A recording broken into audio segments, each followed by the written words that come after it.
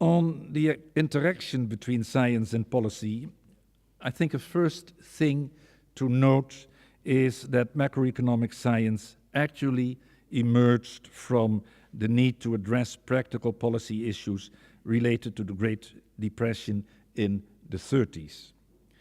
Science and policy perform complementary tasks. Without any understanding of how the real world operates, it would be rather difficult to influence it.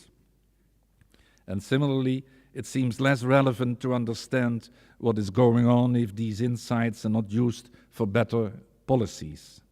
And scientists and policymakers therefore need to make efforts to understand each other. I therefore, ladies and gentlemen, I therefore do not believe in a model in which universities focus exclusively on science, while policy-making institutions abstain from any role in scientific research. The potential synergies between both functions are large, but it takes continuous efforts to realize those.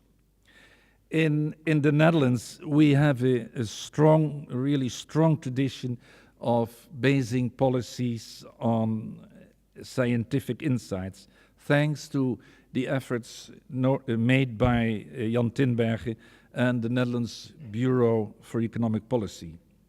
And as a policy maker, it was mentioned already, in the Ministry of Finance in the 70s, and as a policymaker, I've been very much influenced by the so-called VINTAF models of the Planning Bureau.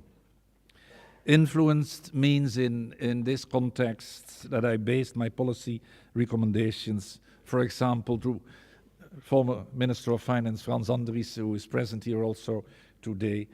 I based my policy recommendations also to him to a large extent on the insights generated by, and Theo van der Klandert did also quite a lot of work on this. I based it on, as I said, the insight generated by these models and the theory behind these models. As, ladies and gentlemen, as for central banks, I believe that the worldwide movement towards independence has been one of the driving factors of a greater orientation towards the scientific foundation of policies. And this, essentially, I think this is a matter of accountability.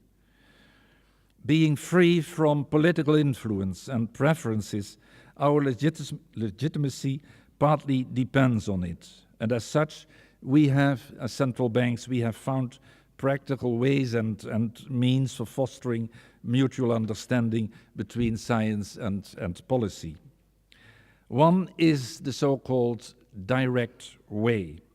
Several central banks have appointed renowned academics in top positions. Ben Bernanke is, as you know, at the Federal Reserve. Mervyn King at the Bank of England. Athanasios Orphanides at the Central Bank of Cyprus and at the European Central Bank. And Stan Fischer at the Bank of Israel.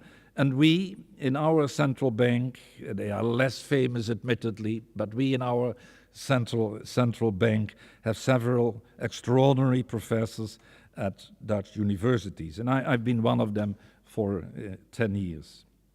It is not only that policy discussions benefit from discussions of these people, they also use their networks for bringing topical policy issues into the scientific debate. Another way for bringing science and policy closer is by hiring specialists in central banks who understand the language of a specific discipline.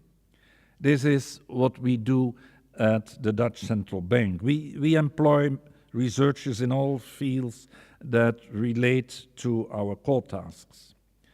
For example, research in recent years has focused on Mervyn King's point about why modern monetary policy strategies may work in stabilizing inflation expectations.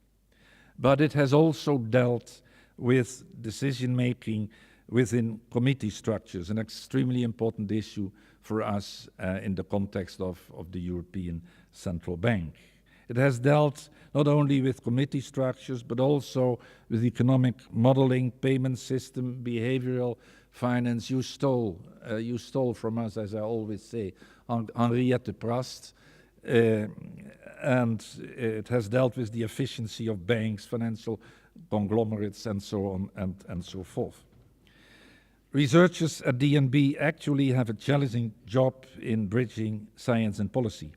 They have to keep themselves up to date with scientific developments in their fields. They work independently, also in our bank. They work independently on policy, I have to add, on policy-relevant topics, and they are asked to translate their findings into practical policy advice. This last element is probably what distinguishes research at central banks.